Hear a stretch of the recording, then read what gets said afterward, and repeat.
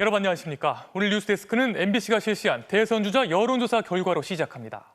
여야 전체 주자들을 대상으로 한 선호도 조사에서 민주당 이재명 후보가 지난달보다 소폭 상승하며 1위를 지켰습니다. 2위 국민의힘 윤석열 후보와는 10%포인트 이상 차이 나는 오차 밖의 우세를 보였습니다. 먼저 김재경 기자가 보도합니다. 현재 거론되는 여야 대선 주자 가운데 누가 가장 낫다고 생각하는지 물었습니다. 민주당 이재명 후보 29.8, 국민의힘 윤석열 후보 19.5, 민주당 이낙연 후보 10.6%로 나타났습니다. 한 달 전 MBC 조사와 비교했을 때 이재명 후보는 소폭 상승, 윤석열 후보는 거의 변동이 없었고 이낙연 후보는 하락 흐름을 보였습니다. 이어 국민의힘 홍준표 후보 5.3, 최재형 후보 3.9, 유승민 후보와 안철수 국민의당 대표가 각각 2.8%를 기록했습니다. 민주당 추미애 후보는 1.4, 정의당 심상정 의원 1.2, 민주당 정세균 후보 1%였고 없거나 모르겠다는 응답이 18.5%였습니다. 민주당과 정의당 등 범진보 진영 대선 후보 적합도에선 이재명 33, 이낙연 15, 박용진 3.5%로 나타났고 정세균 3.3, 심상정 3.2, 추미애 2.8, 김두관 0.7%였습니다. 한 달 전 조사와 비교하면 이재명 후보는 2.3%포인트 상승했고 이낙연 후보는 4.4%포인트 하락했습니다. 국민의힘과 국민의당 등 범보수 진영 대선 후보 적합도에선 윤석열 22.8, 홍준표 14.5, 유승민 10.2%로 조사됐습니다. 이어 안철수 5, 원희룡 4.1, 최재형 3.7, 하태경 1.5%였습니다. 한 달 전과 비교하면 홍준표, 유승민 두 후보가 각각 3.7%포인트, 2.3%포인트 상승했고 최재형 후보는 2.5%포인트 하락했습니다. 정당 지지도는 민주당 35.7, 국민의힘 29.6%였고 국민의당 4.1, 열린민주당 3.9, 정의당은 3.5%였습니다. 대통령 국정 지지도는 긍정적 평가 43.9, 부정적 평가 51%로 한 달 전 조사와 비슷했습니다. MBC 뉴스 김재경입니다. 여야 1대1 양자 대결에서도 이재명 후보가 윤석열 후보에게 9%포인트 이상 앞서는 것으로 나왔습니다. 이낙연 후보와 윤석열 후보의 양자 대결에선 오차 범위내 접전 양상을 보였습니다. 이어서 조명아 기자가 보도합니다. 현재 여야 선두인 이재명, 윤석열 두 후보의 양자 구도로 내년 대선이 치러진다면 누구에게 투표하겠냐고 물었습니다. 이재명 44.7, 윤석열 35.3%로 이재명 후보가 오차 범위 바뀐 9.4%포인트 앞섰습니다. 한 달 전 조사와 거의 비슷한 결과입니다. 이재명 후보는 50대 이하와 영남권을 제외한 전 지역에서 강세를 보였고 윤석열 후보는 60대 이상과 영남권에서 지지율이 높았습니다. 이재명 후보는 홍준표 후보와 붙으면 50.3 대 26.1, 최재형 전 감사원장과는 50.3 대 25.3%로 모두 20%포인트 이상 앞섰습니다.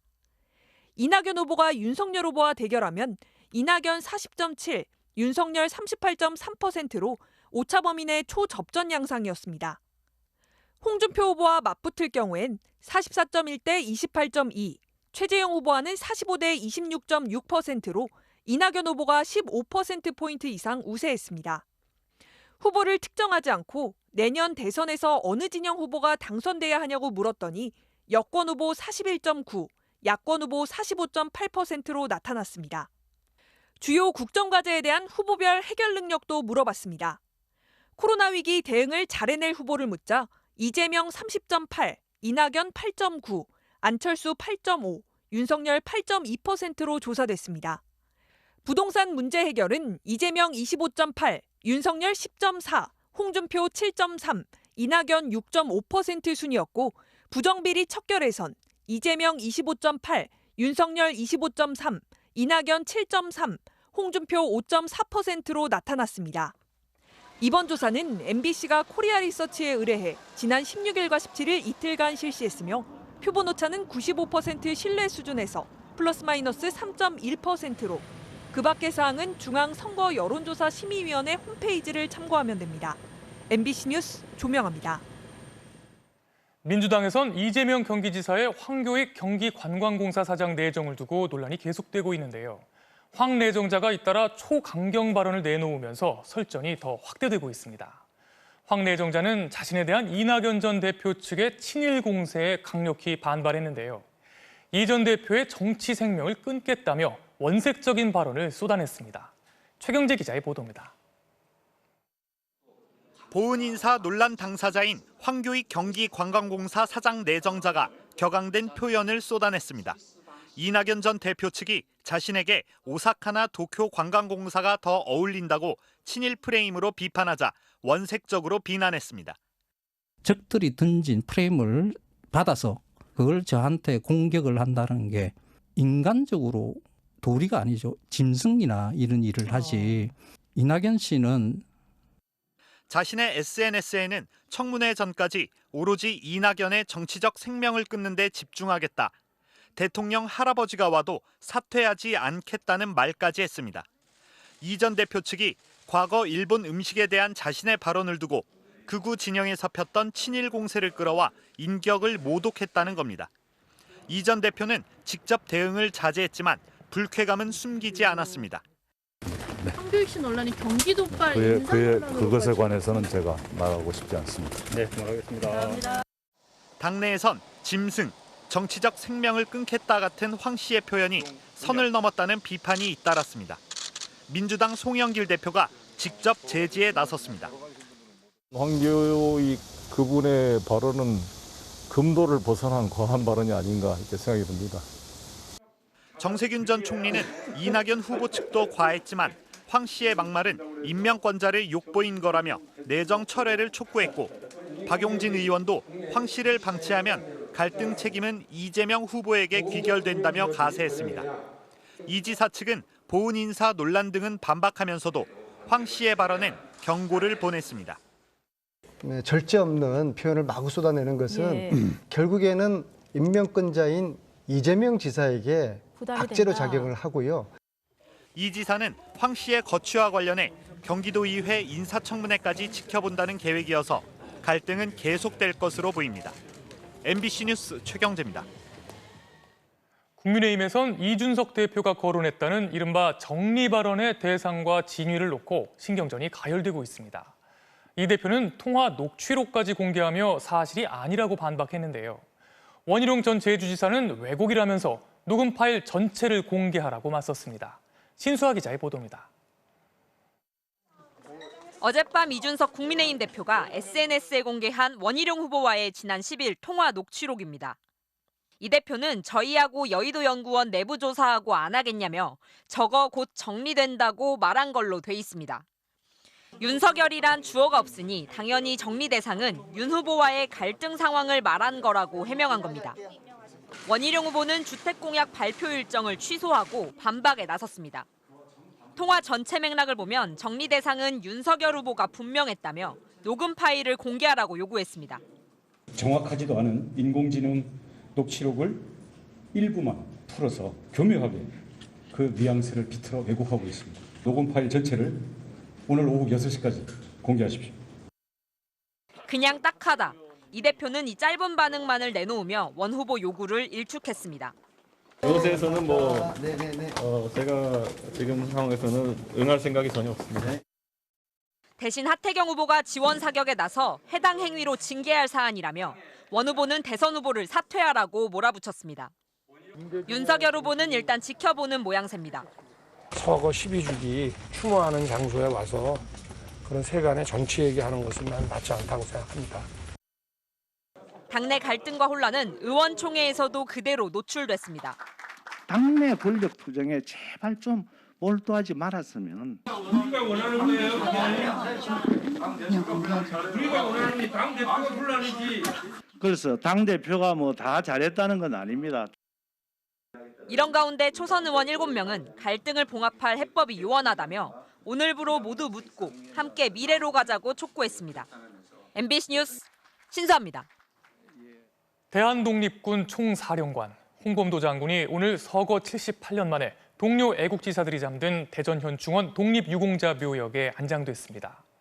문재인 대통령은 아직 돌아오지 못한 애국지사들이 많다며 가려진 독립운동사를 제대로 밝히겠다고 강조했습니다.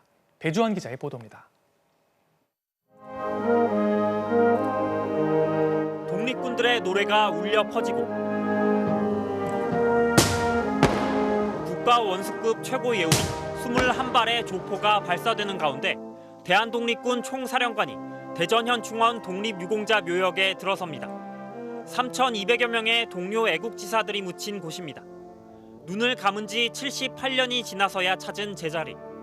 문재인 대통령은 긴 여행을 끝낸 장군의 귀환이 어려운 시기 국민들의 위기 극복에도 큰 희망이 될 것이라고 추모했습니다. 홍범도 장군님, 잘 돌아오셨습니다. 부디 편히 쉬십시오. 홍범도 장군을 포함해 광복 이후 지금까지 모두 144명의 독립운동가 유해가 고국으로 돌아왔습니다.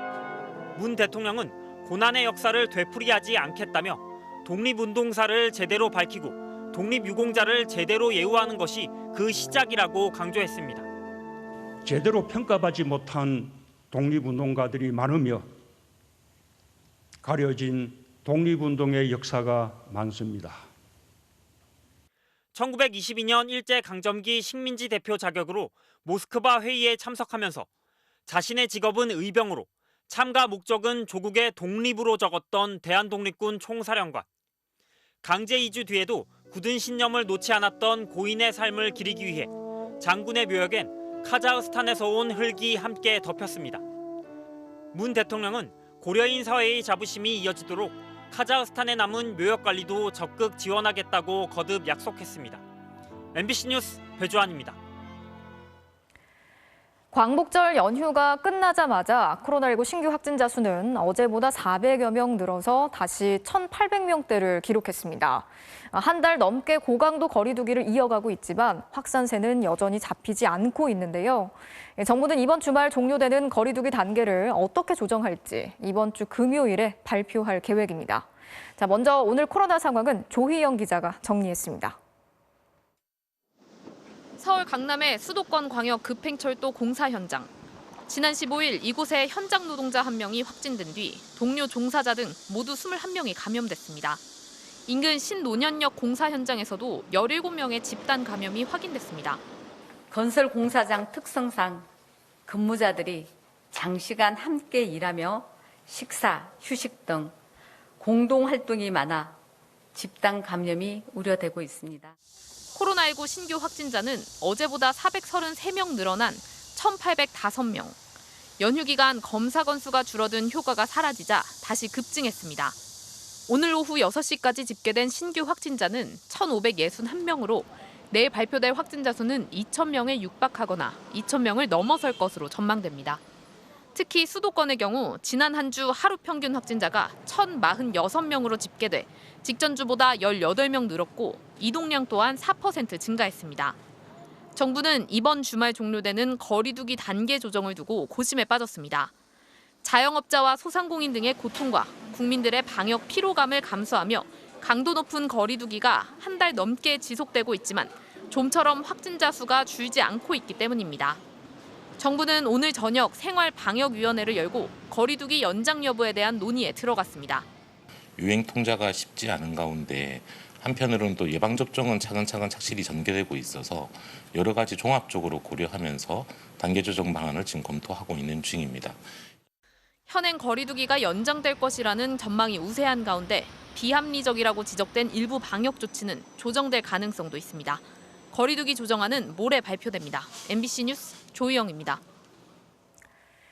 지난달 100명이 넘는 확진자가 나왔던 논산 육군훈련소에서 한 달 만에 또다시 집단 감염이 발생했습니다.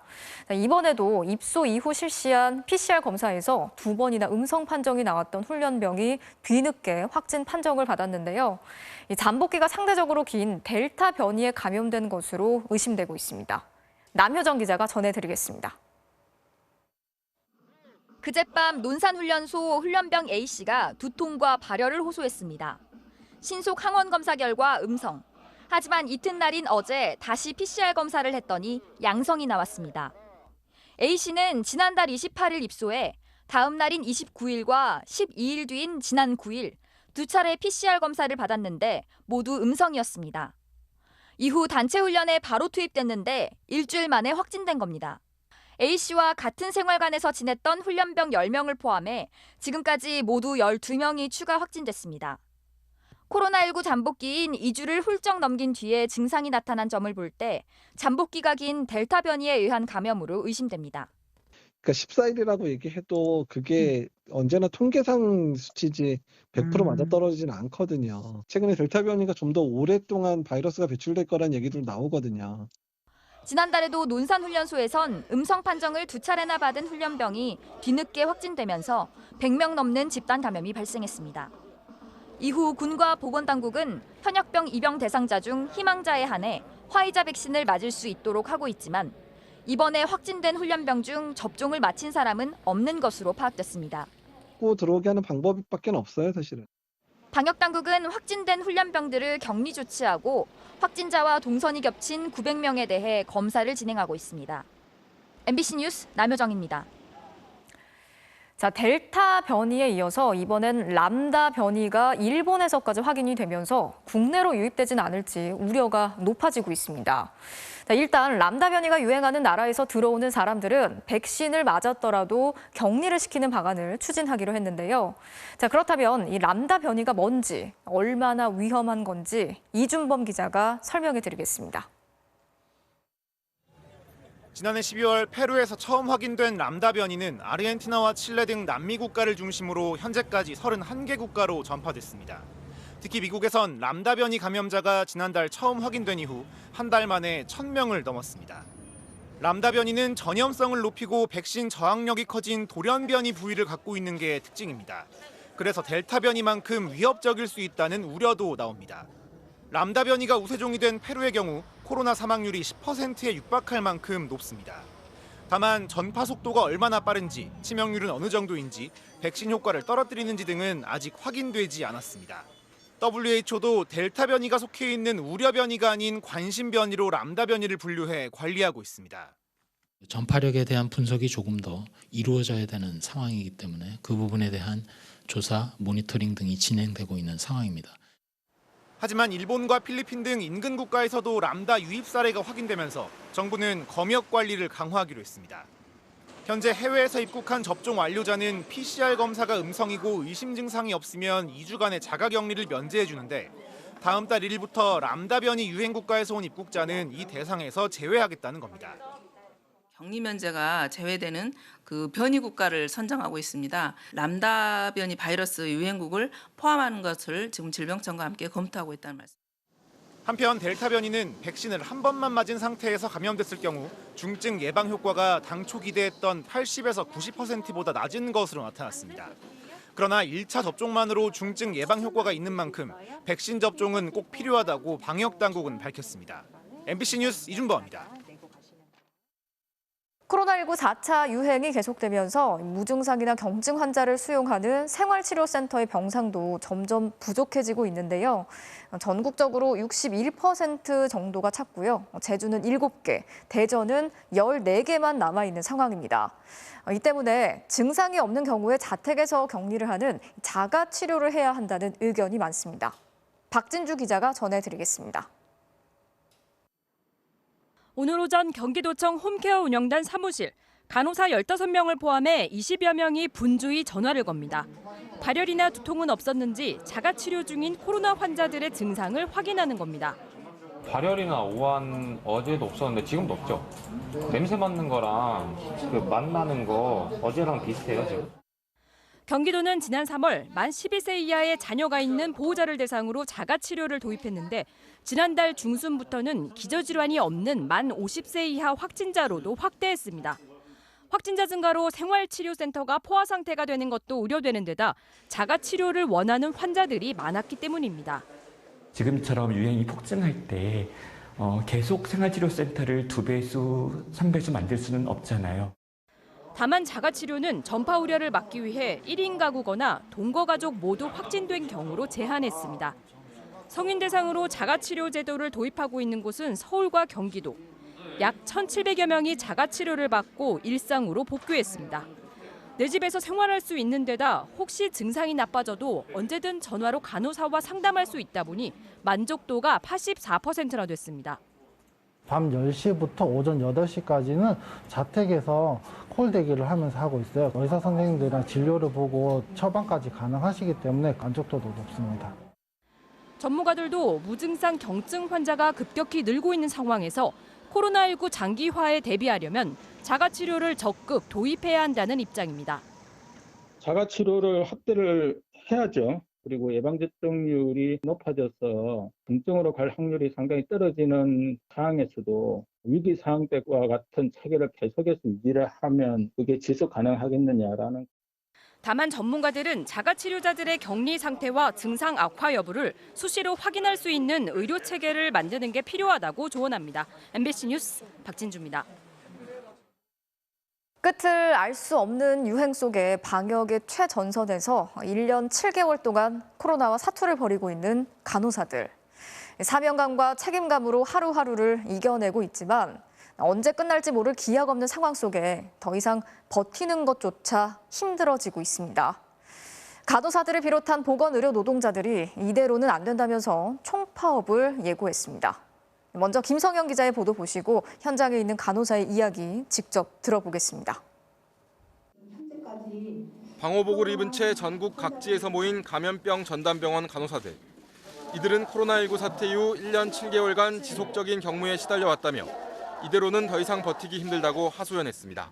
방호복을 입고 뛰어다닌다는 자체가 앞도 보이지 않는 상황에서 굉장히 열악하고 힘들었었는데 2배 정도는 더 보고 있는 것 같아요. 의료진 외에는 병실에 들어갈 수 없다 보니 의료 업무 외에 평소 하지 않던 과외 일까지 도맡게 됐다는 겁니다. 아니면 식사 보조를 해야 된다거나 기저귀를 갈아야 된다거나 그러니까 환자한테 가야 될 간호가 온전하게 가지 못하는 점들이 조금. 보건의료노조의 설문조사 결과 간호사 4만 3천여 명 중 과로로 인한 극심한 탈진, 번아웃을 겪은 간호사는 10명 중 7명꼴입니다. 보건의료노조 소속 136개 병원 간호사 5만 6천여 명은 5년 안에 간호인력 10만 명 확충과 공공병원 증설을 요구하며 총파업 찬반 투표에 돌입했습니다. 보건의료 노동자들의 희생과 헌신만으로는 버틸 수 없다. 충분한 인력 확충과 처우 개선을 보장하라. 정부는 이달 말까지 인력 확충 계획을 마련하겠다고 밝혔습니다. 보건의료 인력이 굉장히 필요한 상태라는 걸 다 알고 있습니다. 다른 일반 진료와 좀 상황이 다르기 때문에 코로나를 진료하는 데 있어서 인력 기준을 지금 마련 중에 있습니다. 하지만 구체적인 인력 확충 규모를 놓고 양측의 의견차가 큰 것으로 알려져 협상 과정이 순탄치 않을 거란 전망도 나옵니다. MBC 뉴스 김상현입니다. 자, 그럼 현장에 계시는 간호사 한 분을 연결해서 자세한 이야기 바로 들어보도록 하겠습니다. 충남 공주의료원에 계시는 장효정 간호사인데요. 간호사님 안녕하세요. 네, 안녕하세요. 코로나19 사태 이후 1년 7개월 동안 지금 환자를 돌보고 계신 걸로 알고 있는데 그동안 정말 어려운 일들 너무 많으셨을 것 같습니다. 어떤 부분이 가장 힘드셨나요? 일단은 저희가 가장 힘들었다고 생각되는 부분은요. 의외로 환자 간호보다는 그 저희 간호 업무 외적인 부분 그런 쪽들이었거든요. 예. 뭐 요즘에 많이 화제가 되고 있는 택배 업무라거나 그 외에 뭐 청소 업무 같은 뭐 그런 부분들이었어요. 일단 저희가 간호사다 보니까 대표적으로 간호 업무 외에 말씀하신 청소 업무나 이제 뭐 화장실 보조, 뭐 식사 보조 같은 업무들 전부 다 저희가 맡고 있는 상황이거든요. 그래서 저희 간호사들이 방호복을 착용한 채로 병실 안에 입장을 해서 이제 뭐 병실 청소를 도와주거나 아니면 화장실 청소를 해드리거나 혹은 이제 요양병원에서 코로나 상황이 좀 심각해져서 요양병원 환자분들이 많이 입원하신 경우에는 식사 보조를 해드리는 경우도 있고요. 예. 화장실 보조는 물론이고 거동이 불편하신 분들은 기저귀 착용을 하시거든요. 그런 것들도 저희가 다 봐드리고 있습니다. 이렇게 환자 담당하는 환자 수가 늘어나게 될 경우에 어떤 문제점이 있습니까? 사실 저희의 본분인 간호적인 문제, 간호 분야에 대해서 좀 문제가 생겨요. 예를 들어서 환자 뭐 2분이 있어요. 2분이 있는데 한 분은 열이 나고 한 분은 뭐 갑자기 구토를 하신다고 가정을 했을 때 가장 좋은 거는 간호사 2명이 그 환자분 각각을 간호를 하는 것이지만은 사실 그 인력이 그렇게 되지 않기 때문에 누군가는 좀 더 의료적인 처치가 늦어질 수밖에 없는 그런 상황이거든요. 네. 그 과정 중에서 환자분께서는 당연히 불편을 겪게 되시고요. 지금 가장 먼저 바뀌어야 되는 거는 인력 개편이라고 생각을 해요. 정확히 말하자면 인력의 확충이고요. 더 정확히 말하자면 지속 가능한 인력이라고 생각이 돼요. 최소한 조금 전에 말씀드린 것처럼 환자분들이 동시다발적으로 불평감을 호소하셨을 때 누구 하나가 이제 뒤처지지 않는 그런 정도의 인력은 필요하다고 생각이 돼요. 네, 지금까지 충남 공주의료원 장효정 간호사님과 이야기 나눠봤습니다. 지금부터는 탈레반이 20년 만에 다시 장악한 아프간 소식 집중적으로 알아보겠습니다. 국제사회의 우려를 의식한 탈레반이 여러 유화책들을 내놓고 있습니다. 복수하지 않겠다, 여성의 사회활동을 존중하겠다고 약속했는데요. 이 말을 믿을 수 있을지 모르겠습니다. 국영TV 여직원들이 무기한 정직을 당했고 거리에서 원피스를 입은 여성이 총에 맞아 숨진 사진도 공개됐습니다. 신정현 기자의 보도입니다. 탈레반 대변인이 이례적으로 대중 앞에 모습을 드러냈습니다. 그는 더 이상 전쟁을 원하지 않는다며 이전 정부나 외국 군대와 일했던 사람들에게 복수하지 않겠다고 약속했습니다. 특히 국제사회 비판을 의식한 듯 여성 인권도 존중하겠다고 강조했습니다.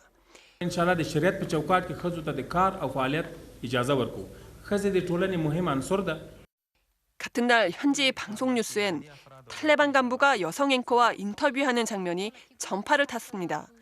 하지만 실상은 다릅니다. 탈레반은 아프간 국영TV의 앵커 등 여직원들을 무기한 정직시켰고 일부 지역에선 남성이 동행하지 않는 여성의 외출을 금지했습니다.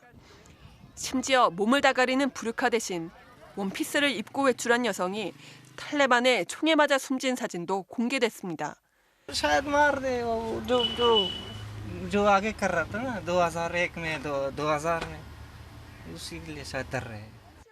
아프간 주민들의 공포가 커지면서 국경을 넘는 행렬이 끝없이 이어지고 있습니다.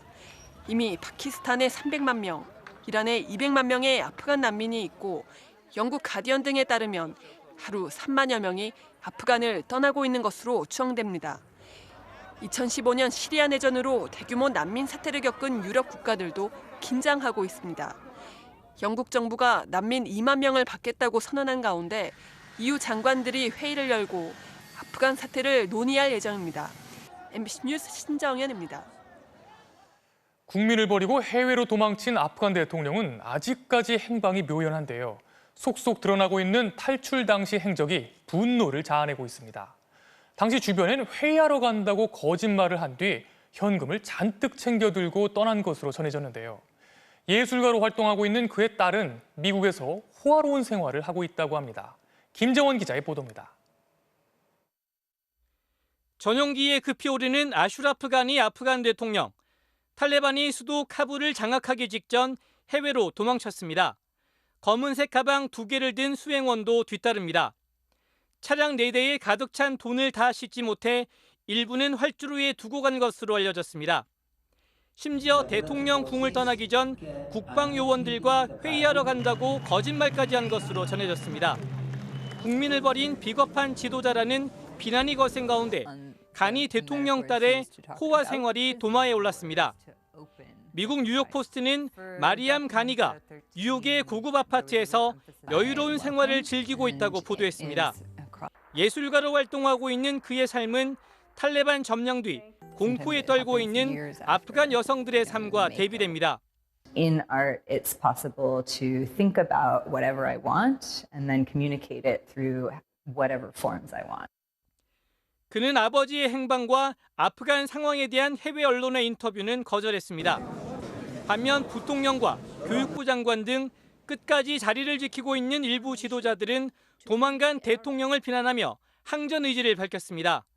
임시 대통령을 자임하고 나선 암룰라 살레 부통령은 탈레반에 굴복하지 않겠다며 저항에 동참할 것을 촉구했습니다. 일부 지역에선 탈레반과의 전투도 발생한 것으로 알려졌습니다. 아프간 최초의 여성 시장인 자리파 가파리도 혼란 속에서도 아프간을 지키겠다고 밝혔습니다. MBC 뉴스 김정원입니다. 아프간에 있던 우리 대사관 직원과 교민들은 모두 안전하게 철수했습니다. 마지막으로 현장을 정리하고 탈출한 주 아프간 한국 대사가 당시 상황을 털어놨는데요. 마치 전쟁 같은 상황이었다고 떠올렸습니다. 대사가 전한 긴박했던 탈출 과정을 서혜연 기자가 보도합니다. 정의용 외교부 장관과 화상회의 중이던 최태호 대사는 긴급 보고를 받습니다. 저희 대사관을 경비하는 경비 업체로부터 탈레반 부대가 대사관에서 차량으로 20분 정도 떨어진 장소까지 진입해 들어왔다라는 또 우방국 대사관에서 긴급 공지가 왔습니다. 바로 모두 이제 탈출을 하라고. 아프간 상황이 악화되면서 대비는 하고 있었지만 카불 점령은 예상보다 빨랐습니다. 9월 1일 이후에 아마 카불이 함락돼도 될 것이다라고 그렇게 많이 예상들을 하고 있었는데요. 8월 19일이 이슬람 가장 중요한 축일 중에 하나입니다. 보통 이제 탈레반이 이런 축일 때 이제 종교적 성과를 내기 위해서 테러나 큰 공격을 하게 되는데 우방국 대사관으로 간 대사관 직원들은 헬기로 공항에 도착했습니다. 하지만 공항은 아수라장이었습니다. 대사관 직원 일부가 1차로 가까스로 탈출했습니다. 9월 저녁부터는 이제 민간공항 쪽으로 군중들이 다 들어와가지고 활주로를 점거하고 민간 항공기에 매달려 있고 또 계속 총소리도 들리고 전쟁과 같은 그런 비슷한 상황이라고 보시면 될 것 같습니다. 마지막으로 남은 교민 1명을 태운 군 수송기는 극도의 혼란으로 결국 이륙이 중단됐습니다. 근데 16일 날 오전 늦게부터 민간공항 쪽에 들어왔던 군중들이 군 활주로까지 넘어왔어요. 군용기 운항이 다 취소가 됐습니다. 10시간 넘는 기다림 끝에 공항 운영이 재개됐고 17일 새벽 3시 최 대사 일행과 교민 1명은 드디어 함께 탈출에 성공했습니다. 현재 주 카타르 대사관에서 업무를 수행 중인 최 대사는 향후 아프간의 정권 수립 동향을 파악하면서 국제사회의 공동 대응에 참여할 예정입니다. MBC 뉴스 서혜연입니다. 아프간 상황을 지켜보는 미국의 동맹국들 사이에선 미국이 국익을 위해 동맹을 저버렸다는 비판의 목소리가 나오고 있습니다. 자신들의 국익에 도움이 되지 않는다면 아프간에서처럼 어디서든 발을 뺄 수 있지 않겠냐 하는 건데요. 백악관이 수습에 나섰습니다. 한국이나 대만, 유럽은 아프간과 다르다면서 논란을 차단하기 위해 안간힘을 썼습니다. 워싱턴에서 김수진 특파원이 보도합니다. 국익이 없으면 싸우지 않겠다는 바이든 대통령의 발언을 두고 동맹국 사이에 논란이 일자 백악관이 선을 긋고 나섰습니다. 설리번 미국 국가안보보좌관은 한국은 내전으로 싸우는 아프간과는 상황이 다르다고 밝혔습니다. 국익이 없으면 한국에서도 발을 뺄 것이냐는 질문에 대한 답변이었습니다. Not in the middle of a civil war, but to deal with the potential of an external enemy and to protect our ally against that external enemy. So it is a fundamentally different kind of situation from the one. 그러면서 바이든 대통령은 한국이나 유럽에서 미군을 감축할 의향이 없다는 것을 여러 차례 밝혔다고 강조했습니다. 대만과 이스라엘에 대해서도 미국의 헌신은 어느 때보다 굳건하다고 말했습니다. 하지만 아프간 철군을 두고 국익 때문에 동맹을 저버렸다는 비판은 가라앉지 않고 있습니다. 특히 바이든 정부의 철군 계획으로 100조 원에 달하는 미군의 군사 자산과 무기가 탈레반의 손에 넘어갔고 미군에 협조한 사람들은 탈레반의 위협 속에 남겨졌다는 지적도 나옵니다. Deeply disappointed with a Biden administration that they felt would be much more multilateral.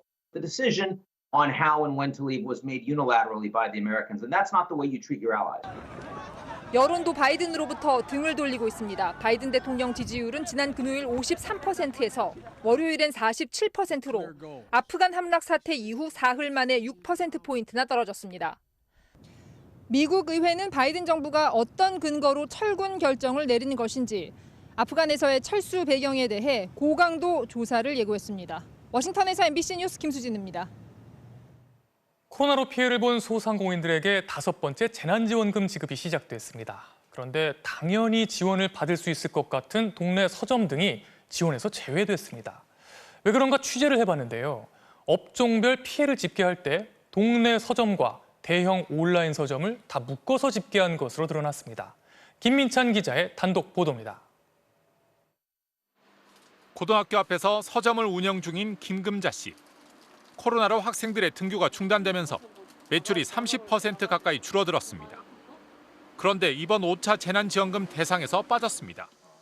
김 씨뿐만 아니라 동네 서점들이 통째로 다 제외됐습니다. 다른 서점도 물어봤어요. 거기도 안 들어온다. 거기도 아예 안 팔거든요. 아예 한 번도 안 팔아요. 5차 재난지원금은 업종별로 지원 대상을 정했습니다. 업종 평균 매출이 1년 전보다 10% 이상 줄어든 업종들만 추렸습니다. 세탁소, 사진관, 미용실 등 277개 업종입니다. 그런데 서점은 왜 빠졌을까? 서점은 서적 및 잡지료 소매업에 속합니다. 알고 보니 이 업종에는 동네 서점들만 있는 게 아니었습니다. 온라인 서점 1위 예스24도 이 업종에 속합니다. 예스24의 지난해 매출은 6,130억 원. 코로나 전보다 오히려 1,000억 원 넘게 늘어났습니다. 예스24 한 곳의 매출은 서적 소매 업종 전체 매출의 4분의 1이나 됩니다. 코로나로 오히려 특수를 누린 대기업을 동네 서점과 똑같이 분류해 함께 집계한 겁니다. 정작 업계 1위인 교보문고는 평균 집계에서 빠졌습니다. 국세청에 서적 소매업이 아니라 도매업으로 신고했기 때문입니다. 업종 분류 자체도 자의적인 셈입니다. 서점뿐만이 아닙니다. 동네 꽃집, 문구점, 영화 제작사 모두 코로나로 매출이 줄어들었을 것으로 보이는데 지원 대상에선 빠졌습니다. 서점처럼 몇몇 대기업들이 업종 전체의 평균 매출을 끌어올렸을 것으로 추정됩니다. 졸업 이런 것들 다 비대면으로 하고 또 어떤 음악회나 무슨 연주 이런 것들도 다 소폭으로 줄이고 그러다 보니까 타격은 많이 보죠. 업종 선정은 중소벤처기업부가 국세청 자료를 받아서 했습니다. 그런데 대기업과 소상공인을 따로 나누지 않고 한꺼번에 평균을 내다보니 사각지대가 생긴 것으로 추정됩니다. 중기부는 업종 평균을 기준으로 삼은 이유에 대해 매출 감소가 코로나 때문인지 아닌지 구분하기 위한 것이라고 해명했습니다. 정부는 5차 재난지원금을 더 넓고 두텁게 지원하겠다고 강조했습니다. 하지만 곳곳에 사각지대가 발생하면서 결국 4차 지원금보다 지원 대상이 100만 명이나 줄어들었습니다. MBC 뉴스 김민찬입니다. 월성 원전 1호기 조기 폐쇄 의혹과 관련해 오늘 검찰 수사심의위원회가 열렸습니다. 핵심은 직권을 남용해 조기 폐쇄를 밀어붙인 혐의로 기소된 백운규 전 산업부 장관에게 배임 교사 혐의와 업무 방해 교사 혐의까지 추가로 적용할 수 있느냐 하는 거였는데요. 대검찰청에 나가 있는 조국현 기자 연결해서 자세한 얘기 들어보겠습니다. 조 기자, 수사심의위가 조금 전 추가로 기소하지 말라는 불기소 결론을 내렸죠? 네, 그렇습니다. 4시간 이상 토론을 벌인 수심위는 백 전 장관에게 배임 교사죄와 업무 방해죄 둘 다 물을 수 없어서 불기소해야 한다고 결론을 내렸습니다. 백 전 장관은 이로써 이미 기소된 혐의로만 재판을 받게 될 가능성이 높아졌습니다. 앞서 지난 6월에 대전지검 수사팀은 월성 1호기의 경제성 평가에 개입을 하고 가동 중단을 지시했다면서 백 전 장관을 직권 남용 등의 혐의로 기소했습니다.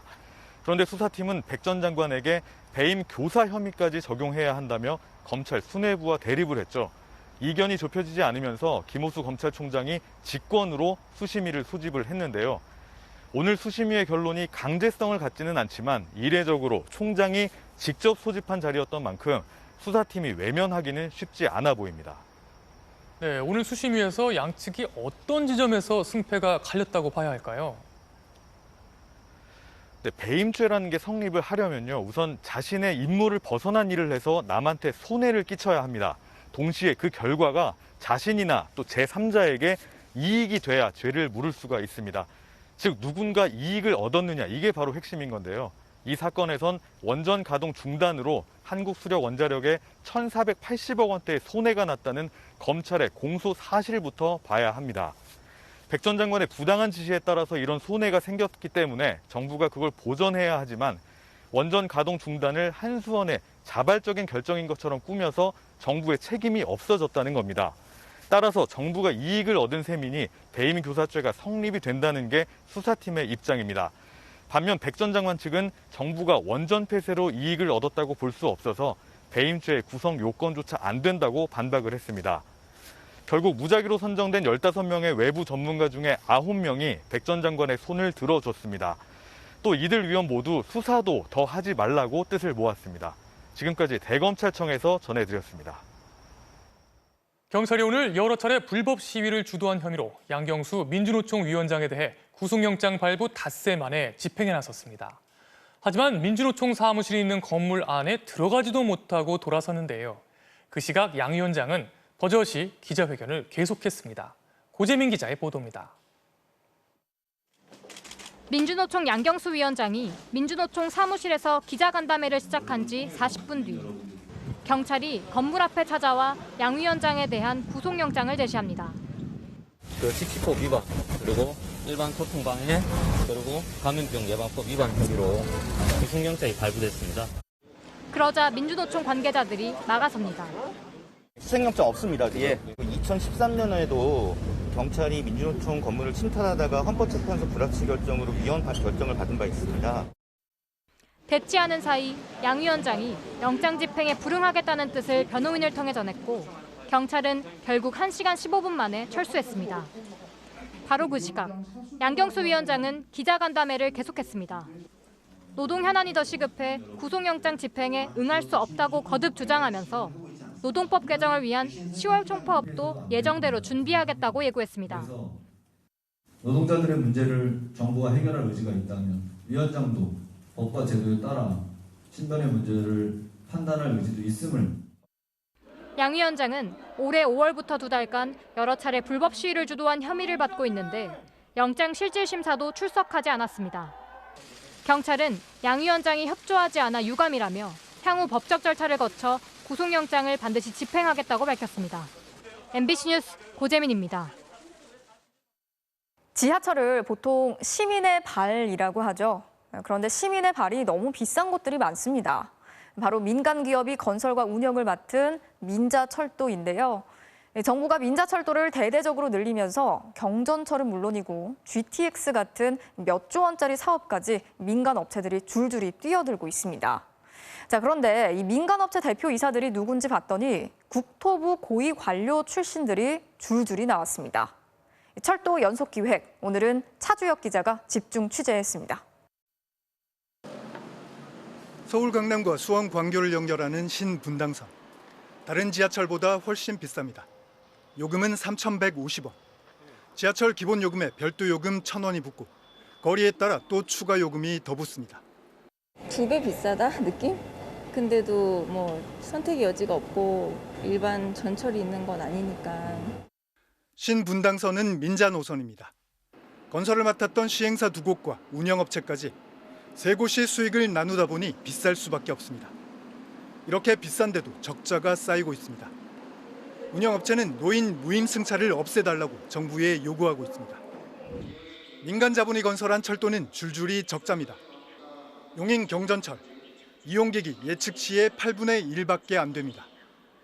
용인시가 민간업체에 보전해주는 돈이 매년 290억 원입니다. 의정부 경전철은 승객이 없어 개통 5년도 안 돼 파산했습니다. 서울 우이 신설선도 4년 만에 적자가 600억 원으로 불어났습니다. 이렇게 줄줄이 적자가 난 건 수요 예측 실패 때문입니다. 지자체와 민간업자들이 수요를 부풀려 일단 건설부터 해놓지만 이용객은 별로 없습니다. 그런데 정부는 민자철도를 대대적으로 늘리고 있습니다. 2016년 국토교통부는 철도 건설에 민간 자본을 대대적으로 유치하겠다고 발표했습니다. 그 뒤 민간업체들이 너도 나도 철도 사업에 뛰어들었습니다. 총 13조 원 규모의 GTX ABC가 차례로 추진됐고 계획된 민자철도만 14개나 됩니다. 지역에 있어서 요청이 많은데 이런 것들을 다 재정으로 하기에는 한계가 있습니다. 민간에서 굉장히 창의적인 아이디어를 많이 제시하고 있고요. 민자철도에 뛰어든 컨소시엄에는 주로 건설 자본과 은행 자본들이 참여합니다. 그런데 이렇게 만들어진 회사에 국토부 정관들이 줄줄이 영입되고 있습니다. GTX A 노선의 시행사 SG레일. 대표이사는 정경훈 전 국토부 기조실장입니다. 퇴직하고 넉 달 만에 민자철도 회사로 갔습니다. 공직자 윤리법에 규정된 취업 심사도 받지 않았습니다. 민간 회사라서요. 그 절차는 없었던 걸로 알고 있고요. 국토부에서는 내부의 절차에 대해서는 제가 아는 바가 없고요. 신안산선 시행사인 넥스트레인. 대표이사는 김일평 전 서울지방국토관리청장입니다. 퇴직 한 달 만에 옮겨갔습니다. 필요해서 일하고 있는 거 아닐까요? 그러면 연관성이 없으면 오라고 하지 않았겠죠. 신분당선 3단계 연장 사업자인 새서울철도 대표이사는 강영일 전 국토부 교통정책실장이 맡았고 소사 원시 복선 전철 사업자인 이래일 전 현직 대표이사도 국토부 고위 관료 출신들입니다. 상당히 많은 재취업 일자리가 보장되는 이런 기형적인 이런 사업이 되었다. 결국에는 이걸 정책을 추진하는 관료들을 위한 그런 사업이 아니었느냐. MBC 뉴스 차주혁입니다. 방역 수칙을 비웃듯이 이중으로 문을 잠그고 단속반이 나타나면 비밀 공간에 숨는 등 다양한 수법으로 불법 영업을 하고 있는 유흥주점들이 많습니다.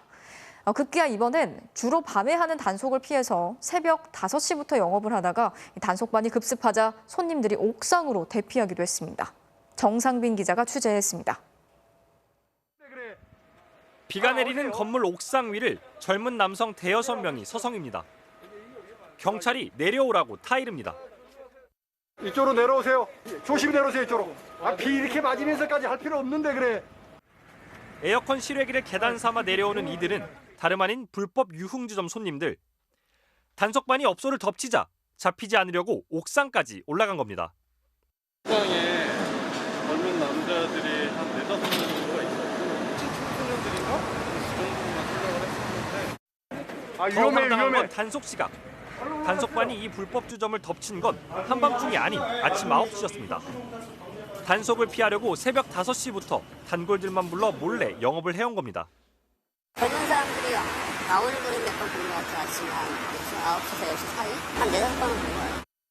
새벽 시간 몰래 영업하던 유흥업소입니다. 여긴 평범한 벽처럼 보이지만 이렇게 벽장을 들어서 옮기고 벽돌 무늬의 문을 열면 위로 올라가는 비밀 계단이 나옵니다.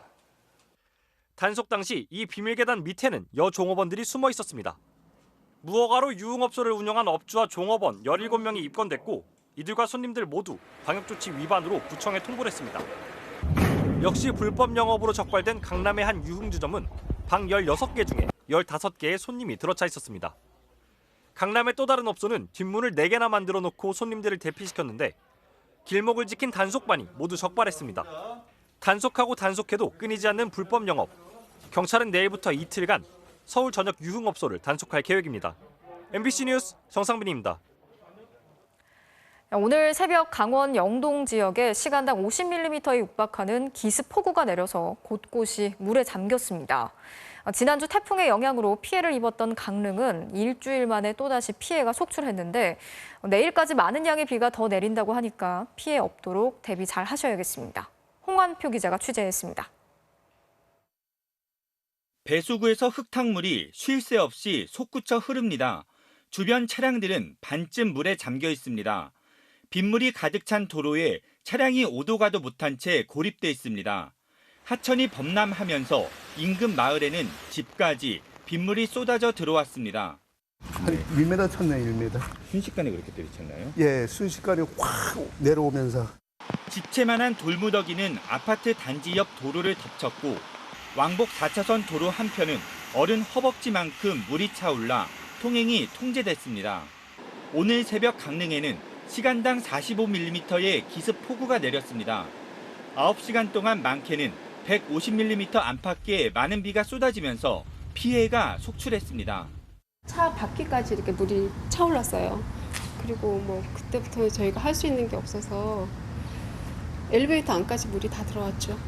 일주일 전 토사가 유출돼 도로를 진흙벌로 만든 아파트 건설 현장에서는 이번에도 흙탕물을 쏟아냈습니다. 비가 그친 뒤에도 곳곳에서 물이 빠지지 못하면서 주택과 주차장이 잇따라 침수됐고 도로 20여 곳이 물에 잠기면서 차량 통행에 어려움을 겪었습니다. 앞도 까맣게 막혀가지고 오다가고 할 수 없어요. 그래 한 10분 정도. 기상당국은 내일 밤까지 영동 지역에 30에서 80, 많은 곳은 150mm 이상 비가 내리겠다며 피해가 발생하지 않도록 주의를 당부했습니다. MBC 뉴스 홍한표입니다. 지난 6월 대청호에서 소방항공대가 수중 직하 훈련을 하다가 대원 2명이 크게 다치는 사고가 있었습니다. 원래 진행되던 훈련 계획보다 3배나 높은 곳에서 뛰어내리게 했기 때문인데 정작 훈련 지휘관은 현장에 있지도 않았습니다. 책임을 물으라는 요구에도 소방당국이 꿈쩍하지 않자 참다 못한 공무원 노조 소방본부가 직접 경찰에 고발장을 냈습니다. 조재영 기자가 취재했습니다. 물에 빠져 허우적대는 두 사람. 헬기에서 내려온 줄을 부여잡고 간신히 구조되는가 싶더니 헬기의 하강풍 때문에 뱅글뱅글 공중에서 맴돌다가 물속으로 곤두박질 칩니다. 다시 시도한 끝에 겨우 구조됩니다. 이들은 대전 소방본부 소속 항공대원들. 대청호에서 물에 빠진 사람을 구조하는 훈련을 하다 되레 자신들이 사고를 당한 겁니다.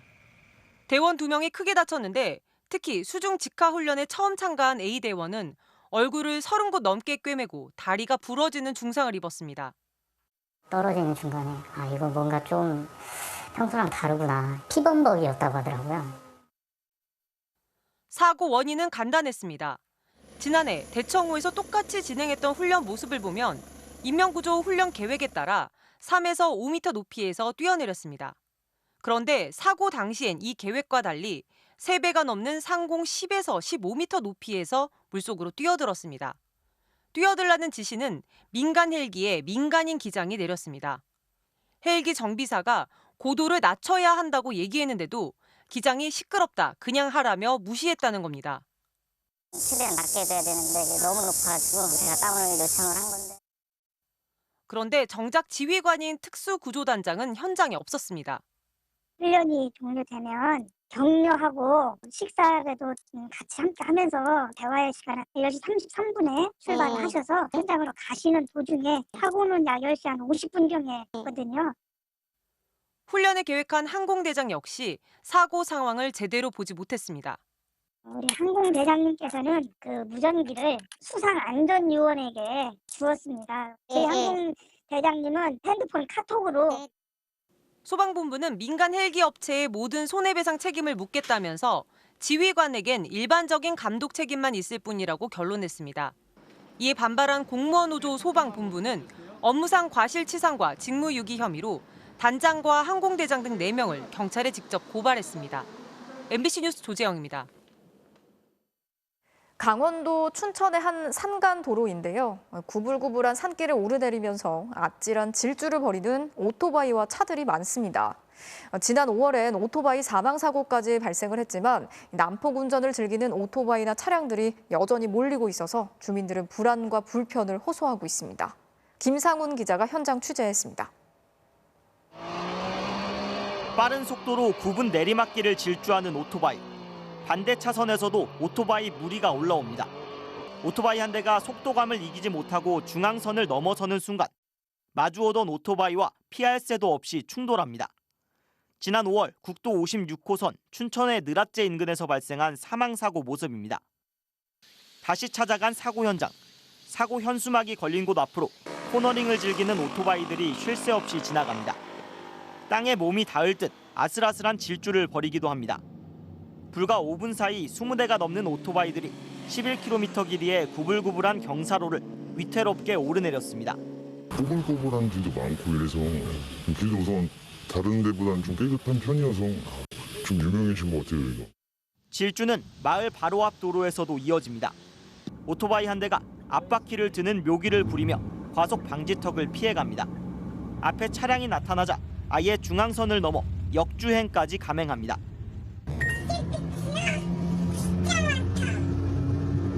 주말이나 연휴마다 오토바이 수십 대가 몰려들고 야간에는 차량들까지 찾아와 질주를 벌입니다. 그 오토바이들 때문에 소음이나 이런 거에 피해가 너무 많아서 주민들이 살기 어려운. 오토바이의 과속과 소음을 막기 위해 마을 앞 도로 300m 구간에 설치된 과속 방지턱만 7개에 달합니다. 하지만 과속 단속 카메라도 피해가는 오토바이 때문에 경찰의 단속도 소음 측정이나 불법 개조 행위에 머물고 있습니다. 경찰 차량이 이제 보이면 일단 그 위반 행위는 줄어드니까 그 순찰도 지금 강화하고 있는 입장이고요. 일부 오토바이들의 놀이터가 되어버린 산간도로. 운전자들은 물론이고 주민들까지 사고 위험과 소음 피해에 시달리고 있습니다. MBC 뉴스 김상훈입니다. 지난해 한 만취 운전자가 중앙선을 넘어서 역주행을 하다가 20대 오토바이 배달원을 치고 달아난 사건이 있었습니다.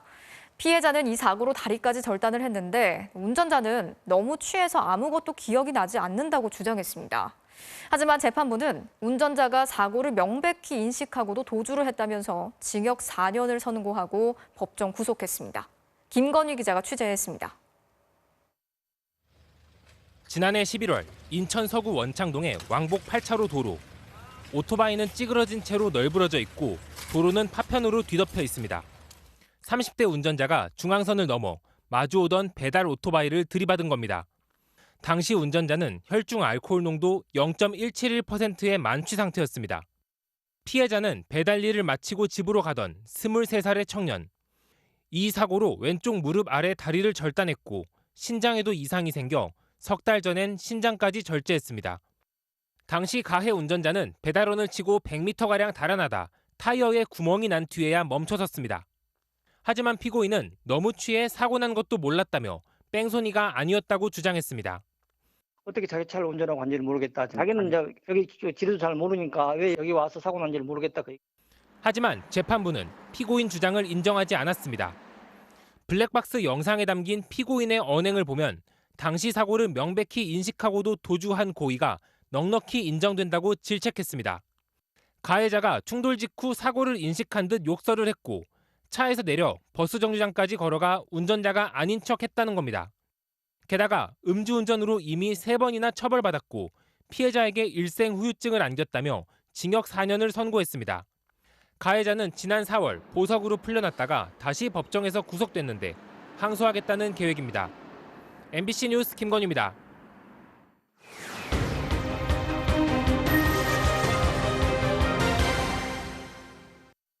한 20대 청년이 군대에서 손가락을 다쳐서 군 병원에서 수술을 했는데 상태가 더 나빠져서 결국 영구적인 장애가 생겼다고 호소해왔습니다. 수술을 했던 군의관은 장애 판정이나 사과 요구조차 거부했고 피해자는 군에서도 보상을 받지 못하고 있습니다. 제보는 MBC 지윤수 기자가 전해드리겠습니다. 컵을 움켜쥐어도 새끼손가락은 굽혀지지 않습니다. 악수를 해도 손이 펴지지 않고 주먹도 안 쥐어집니다. 그러니까 자기가 최대한 접으려면은 얘가 떨려요. 지난 2018년 11월 당시 군 2등병이던 24살 임모 씨는 작업을 하다 삽의 새끼손가락을 맞았습니다. 크게 아프지 않아 10달은 그냥 지냈지만 다친 손가락이 조금씩 위로 구부러지기 시작했습니다. 국군 춘천병원에서 조모대위에게 수술을 받았는데 수술 뒤 오히려 더 아파왔고 심지어 더 심하게 구부러졌습니다. 하루 24시간 중에서 뭐 잠깐 잠자는 시간 빼고는 이제 계속 아팠고 제 손가락 상태를 보고 나가서라도 어떻게 치료를 해야 되지 않겠냐. 하지만 조대위는 수술 사흘 뒤부터 발길을 끊고 진료 요청도 거부했습니다. 아 이거 어떻게 해야 되냐. 이거 손가락 계속 재발한다. 이러니까 아 잠깐만 나 일 있어 바빠 이러고 나서 10초 만에 도망갔어요. 결국 석 달 뒤 재수술 진단이 나왔습니다. 야, 왜 무슨 괜찮은 거야? 변형이 왔고 기능이 지금 떨어져 있잖아. 최종적인 이제 결과는 지금 안 좋은 상태잖아. 당연히 재수술은 필요할 거고. 인대가 끊어지면서 손가락 운동 영역이 정상의 절반 이하가 된 백조목 변형입니다. 민간 대학병원에서 2차 수술을 받았지만 영구 장애가 남았습니다. 군대 안에서 다치면은 나만 개고생이다라는 얘기가 왜 나왔는지를 저는 이제야 알았고. 육군에서 준 2차 수술비 100여만 원 외엔 보상도 받지 못했습니다. 국가보훈처에선 중학교 때 농구공에 부딪혀 다친 기록이 있다며 거부했습니다. 군 감찰에선 회진을 제대로 하지 않는 등의 사실이 인정됐습니다. 조대위는 그러나 사과는 물론 장애 판정 부탁도 거절했습니다. 전에 손 보고 그냥 이렇게 하시죠 이랬는데 그러니까 크게 불편한 게 없으시면 우선 수술 안 하고 이대로 계속 지켜보시는 거예요. 현재 민간병원 의사인 조대위는 취재에 응하지 않았습니다. 진료를 거부당했다 이렇게 말씀을 하고 계시거든요. 그런 적은 없고요. 병원에서 알아서 연락해 보세요. 호텔 외식 경영학을 전공한 임 씨는 카페를 열겠다는 꿈도 포기해야 할 처지입니다. 사람들이 이제 손 안 보이는 일, 제 손이 노출되지 않는 일을 찾다 보니까 군대 가기 전에 그려왔던 뭐 비전이라던가 꿈들이 이제 다 망가진 상태죠. MBC 뉴스 지은수입니다. 수요일 밤 스포츠 뉴스입니다. 도쿄올림픽에서 여자 탁구의 희망으로 떠오른 신유빈 선수가 세계선수권 대표 선발전에서 6연승을 기록하며 출전권을 획득했습니다. 김태훈 기자입니다. 도쿄올림픽이 막을 내린 지 이제 겨우 열흘이 지났는데요. 신유빈은 짧은 휴가를 마치고 다시 탁구채를 잡았습니다. 석 달 앞으로 다가온 세계선수권 대표 선발전. 귀국 후 약 2주 만에 열린 경기였지만 올림픽 때 보여준 기량 그대로였습니다. 특유의 기압도 여전했습니다. 신유빈은 한 단계 성장한 실력을 뽐내며 선배들을 상대로 6승 무패를 기록했습니다. 첫 경기에서만 2세트를 내줬을 뿐 나머지 경기에선 단 한 세트도 내주지 않으면서 세계선수권 출전권을 따냈습니다. 선발전이 끝났다는 아니 아직 안 끝났어. 한 게임 남았지만 그래도 잘 마무리했다는 거에 다행인 것 같고 좀 마음이 편안한 것 같아요. 당장 다음 달부터는 일본 프로리그도 병행하기로 했습니다. 가장 제가 지금 필요한 게 경험이라고 생각해서 많은 선수들이랑 경험을 하면서 게임의 수를 좀 늘려가야 될 것 같아요. 올림픽 이후 달라진 인기도 체감하고 있다는 신유빈. 택배 하시는 분이 엘리베이터 내리자마자 신유빈 선수 아니세요? 오토바이 지나가다가 딱 다시 뒤돌아보더니 신유빈 선수다. 파리올림픽을 향한 꿈도 유쾌합니다. 파리에서 금메달 딸 테니까 비행기 사달라고 했더니 그냥 웃으시면서 넘어가시더라고요. 금메달 따고 비행기를 꼭 받아야 될 것 같아요. 한국 탁구 많이 응원해 주세요. 화이팅! MBC 뉴스 김태훈입니다. 도쿄 패럴림픽에 참가하는 우리 선수단 본진이 결전지 도쿄에 첫 발을 내디뎠습니다. 이른 아침 인천공항을 떠나는 우리 선수들. 리우 패럴림픽 수영 3관왕 조기성 선수는 아버지와 전화 인사를 나누고 아빠 나 이제 들어가요. 나 다녀올게요. 지난 대회 은메달리스트 탁구의 서수연 선수는 당찬 각오를 다졌습니다. 이번에는 꼭 금메달 후회 없을 만큼 최선을 다해서 열심히 하고 오겠습니다. 화이팅! 코로나 검사 관계로 도쿄공항을 빠져나오는데 5시간 정도 걸렸다는데요. 우리 선수단 빨리 컨디션 회복해서 소중한 결실을 맺고 돌아오길 응원하겠습니다. 한편 패럴림픽 개막을 눈앞에 두고 꿈이 좌절될 위기에 처한 선수들이 있어 안타까움을 더하고 있습니다. 이명진 기자의 보도입니다. 아프가니스탄 여성 최초로 패럴림픽에 참가할 예정이었던 태권도 선수 자키아가 전 세계에 도움을 요청했습니다. و به نمایندگی از زنان افغانستان نیت و قصد من این است که در بازی المپیک شرکت کنم پس دست مرا بگیرید و مرا کمک کنید. 탈레반의 장악으로 공항이 마비된 탓도 있지만 여성 인권 탄압이 가장 우려되는 부분입니다. They are different Taliban. I don't think they are the same people as before. Prevented them from participating in the Tokyo 2020 Games. 탈레반은 과거 집권 당시 샤리아법을 앞세워 여성의 사회 활동은 물론 스포츠 참여도 엄격히 제한했고 이로 인한 지속적인 살해 위협에 망명한 여자 선수들도 많습니다. The society cannot decide what I want. It's me who decide for myself. Continue our mission to stand for our right, for our sisters' right in the country. 포팔은 오늘 BBC와의 인터뷰를 통해 그동안 여성부와 소녀들에게 용감해지라고 해왔지만 이젠 사진을 내리고 소셜미디어 계정을 없애고 목소리를 내지 말라고 하고 있다. 여성 인권에 앞장섰던 선수들이 지금은 목숨의 위험을 느끼며 살고 있다며 간절하게 국제사회에 관심을 호소했습니다. MBC 뉴스 이명재입니다. NBA 서머리그에서 나온 환상적인 덩크입니다. 올스타전에서나 볼 법한 묘기를 여기서 보여주네요. 수요일 밤 스포츠 뉴스였습니다.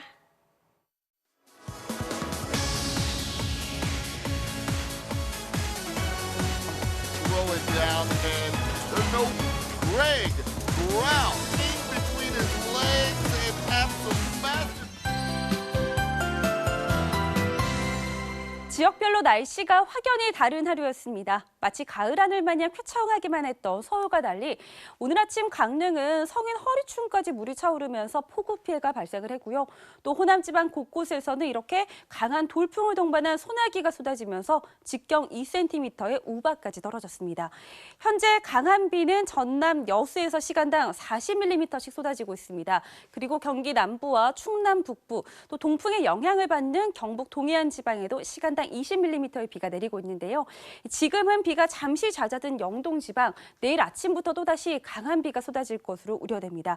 이미 호우 예비특보가 내려진 가운데 강릉을 비롯한 강원, 영동, 중남부 지방에는 최고 150mm 이상, 경북 동해안 지방에도 120mm 이상의 비가 추가로 내리겠습니다. 경기 남부를 비롯한 내륙에서도 국지적으로 강한 소나기가 쏟아지겠는데요. 비 피해 나지 않도록 조심하셔야겠습니다. 동해안 지방은 내일까지 바람이 강하게 불겠고 서울은 내내 구름만 지나겠습니다. 아침 최저 기온은 서울과 대구 21도로 오늘과 비슷합니다. 낮 최고 기온은 서울 31도까지 오르겠고 강릉은 25도가 예상됩니다. 이번 주말부터 다음 주까지는 비가 오는 날들이 많을 전망입니다. 날씨였습니다. 뉴스 마치겠습니다. 시청해주신 여러분 고맙습니다.